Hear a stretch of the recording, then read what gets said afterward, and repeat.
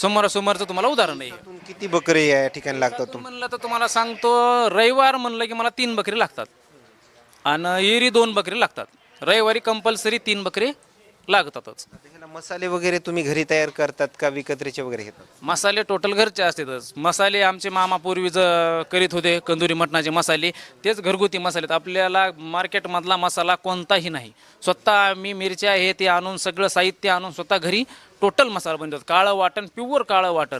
आणि मटणसुद्धा आम्ही चुलीवर बनवत आहोत, गॅसवर वगैरे काहीच नाही. त्याच्यामध्ये खरं पाहिलं तर जी भाकरीची क्वालिटी जी आहे ती खूप मोठी आहे. भाकरी बनवतात ती चुलीवरली.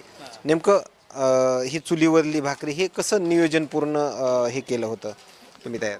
कसं आहे, आता आपण कंदुरी मटण जर समजा असलं तर कुठपर्यंत जातो आपण 100 किलोमीटरवर अंतरावर जाऊन कंदुरी मटण खातो, कारण की कंदुरी मटणाची चव तशीच असते. आणि त्या कंदुरी मटणामध्ये भाकर हीच असते. काय त्या कंदुरी मटणासाठी